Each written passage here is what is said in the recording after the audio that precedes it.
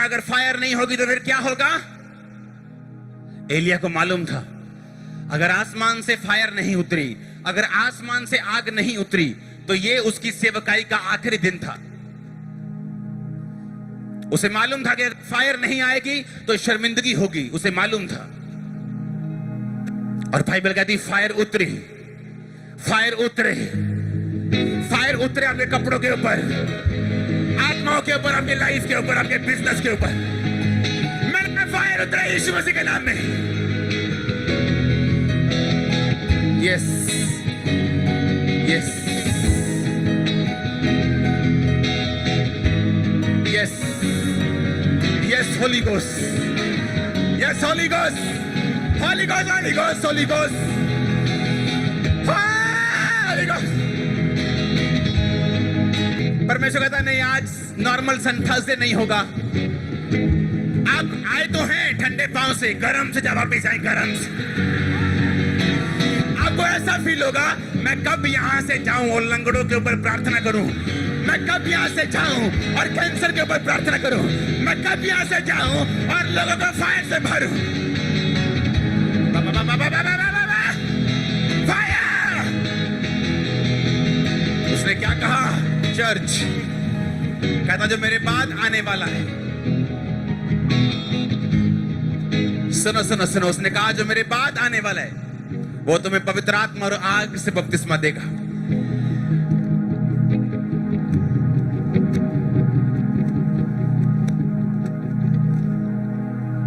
वो तुम्हें पवित्र आत्मा और आग से, पता है क्यों? पता है क्यों? एक भी बाइबल में इंस्ट्रक्शन ऐसी नहीं, बाइबल ਦਾ ਇੱਕ ਵੀ वचन इस तरह ਦਾ नहीं ਜਿਹੜਾ ਤੁਹਾਡੇ फायदे ਲਈ ना होवे। अगर परमेश्वर ने कहा वो तुम्हें आग से बपतिस्मा देगा, क्योंकि जहां आग होगी वहां मक्खी नहीं होगी, वहां शर्मिंदगी नहीं होगी। जैसे ही आग उतरी, एलिया की आग उतरी, सारी शर्मिंदगी इजरायली जाति की खत्म हो गई। उन्हें मालूम हो गया यीशु मसीह जीवित है, उन्हें मालूम हो गया यहोवा जीवित है। जितनी गले में ताकत और पेट में जितना दम है, उस दम से बोलो आग उतरे। फिर से बोलो आग उतरे, फिर से बोलो।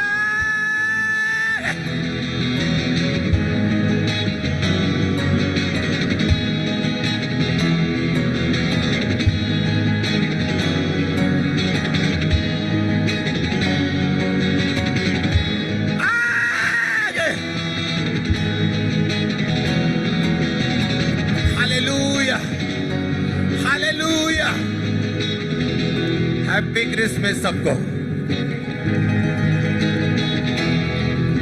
हमारा क्रिसमस वो रीति रिवाजों वाला रिलीजियस क्रिसमस नहीं। यहां कुछ लोग बियर की बोतलें भी खोल लेते हैं क्रिश्चियन होने के बावजूद।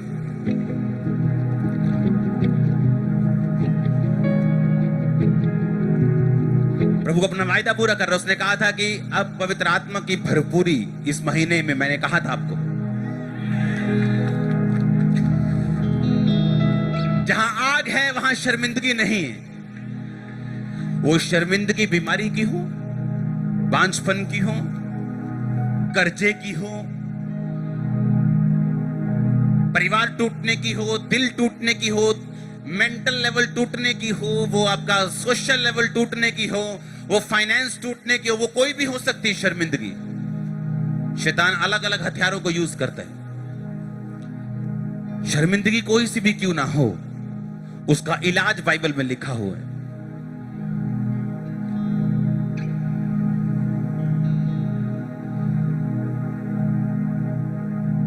यीशु मसीह के जीवित उठाए ले जाने के बाद यीशु मसीह ने कहा था मेरे यरूशलेम को मत छोड़ना और पिता की प्रतिज्ञा के पूरे होने की बाट जो होना, यानी इंतजार करना जो मैंने तुमसे कहा है कि तुम्हें पवित्र आत्मा में दूंगा। आप नहीं जानते चेले शर्मिंदगी में चले गए थे जब यीशु मसीह जीवित उठा लिए गए, क्योंकि हर इंसान को नहीं मालूम था कि यीशु मसीह जीवित उठा लिए गए। सिर्फ 400-500 को मालूम था, हाँ या ना? पर पूरे यरूशलेम को मालूम था कि यीशु मसीह को क्रूस पे लटकाया गया और वो मर गया। और जहां भी चेले निकलते थे, और वही किथे तेरा यीशु की गल आजकल लंगड़े चलान नहीं आते तुम कि कल बंद कर दी दुकान। वो शर्मिंदगी में थे कुछ दिन, लेकिन उन्हें मालूम था कि यीशु मसीह का वायदा पूरा होगा। फिर क्या हुआ? प्रेरितों के काम तो उसकी 1 से 4 जब पेंटिकोस्त का दिन आया तो सब एक जगह इकट्ठे थे। एकाएक आकाश से बड़ी आंधी, किसी सनसनाहट का शब्द हुआ। वो सारा घर जहां वो बैठे थे गूंज गया और उन्हें आग किसी जीभे फटती हुई दिखाई दी। उनमें से हर एक पर आग ठहरी। वो सब पवित्र आत्मा से भर गए और जिस प्रकार आत्मा ने उन्हें बोलने की सामर्थ्य, वो अन्य अन्य भाषाएं बोलने लगे। वो आग किसी जीभे फटती हुई दिखाई दी, हर एक के ऊपर आग ठहरी। भर जाओ आज, अगर यीशु यहां जीवित है, यीशु मसीह के नाम में मैंने कहा। सुनो मेरी बात, एक भी जन, सुनो मेरी बात। मैंने प्रेयर भी शुरू नहीं की। अब जब आग की फटती जीभें उन पे आई और वो गैर भाषाएं बोलने लगे, पवित्र आत्मा से भरपूर हुए, उसके बाद लंगड़ों को चलाया उन्होंने, जो यीशु मसीह करते थे।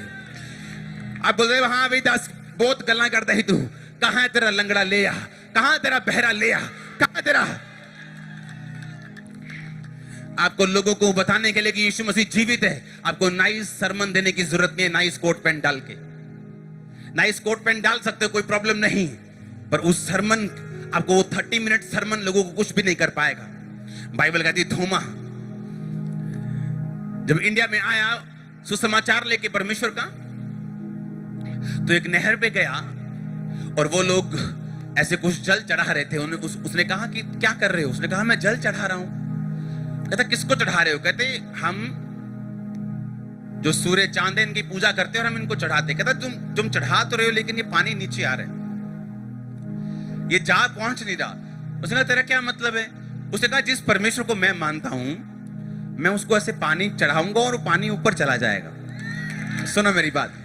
और उसने पानी ऐसे कहा कि मैं परमेश्वर को दे रहा हूं, उसने ऐसे किया, पानी ऊपर उठ गया और उठता रहा।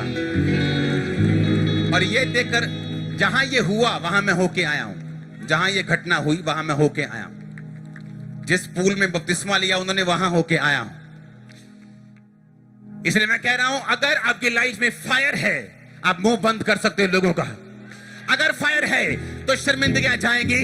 अगर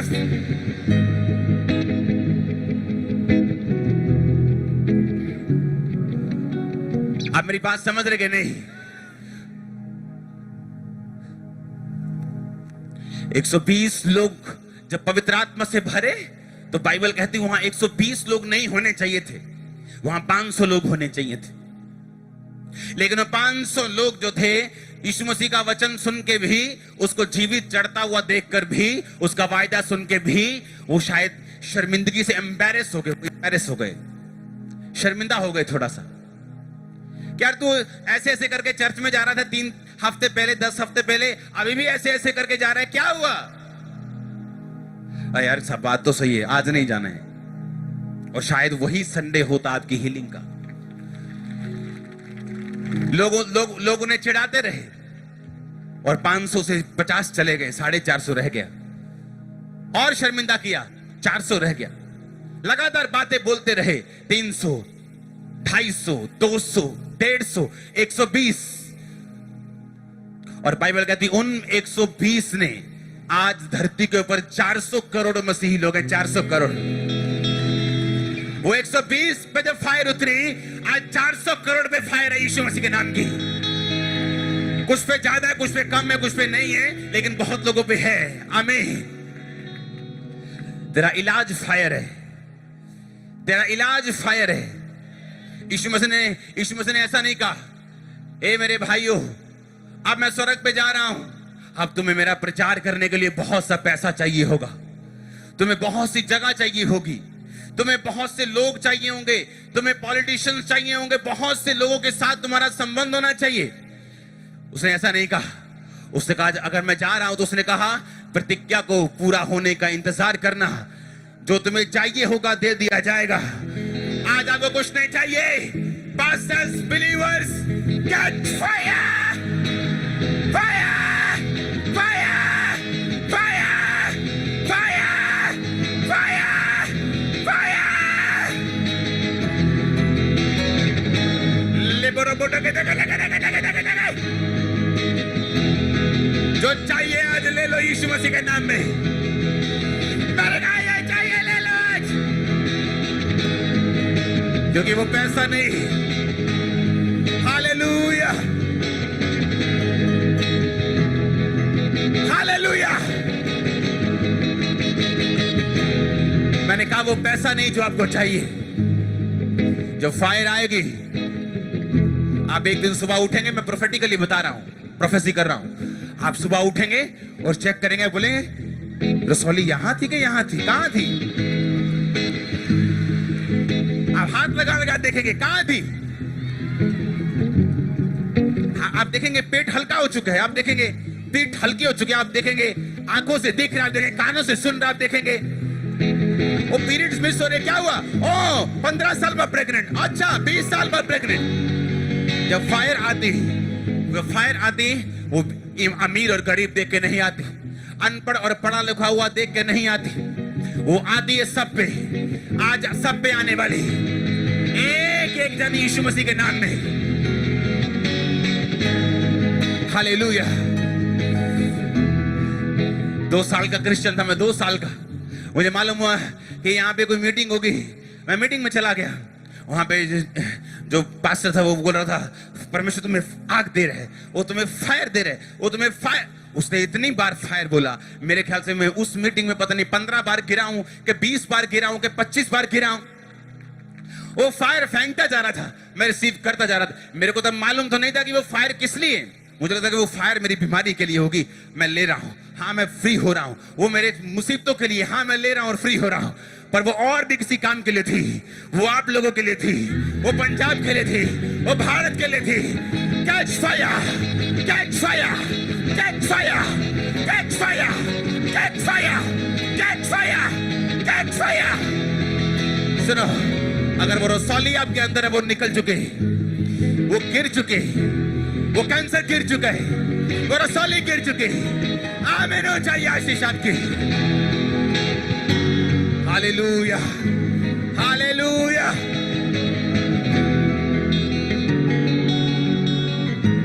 जब इस मिनिस्ट्री की शुरुआत हुई तो ऐसे मीटिंग्स होती थी, मीटिंग्स। ऐसे मीटिंग में बैठते थे, चर्च के मेंबर बैठते थे और डिस्कस करते थे कि कैसे पैसा कैसे आएगा, कैसे हम जगह लेंगे, हम किराए पे हैं, कैसे क्या क्या करें, हम ऐसा करते हैं, ये करते हैं, वो करते हैं। और मैं बीच में बैठा और मैं हंसता था अंदर से। और प्रभु मुझे बोलता था कि जो ये बोल रहे हैं कुछ नहीं होगा ऐसा।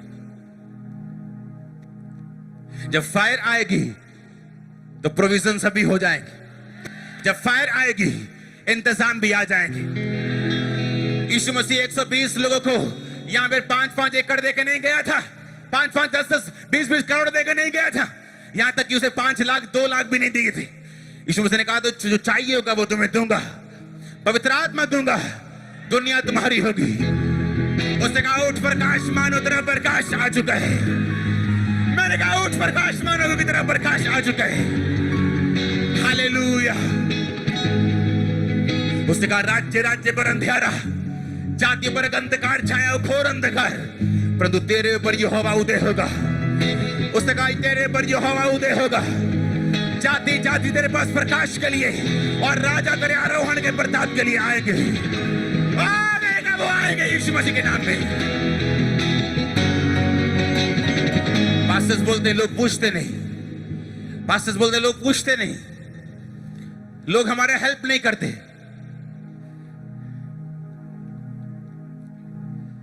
जब फायर आ जाएगी आप भागा करेंगे। मुझे अब लोगों से हटना है, थोड़ा साइड पे जाना है। इतने लोग होंगे, अब बोलेंगे मुझे साइड पे ले जाओ।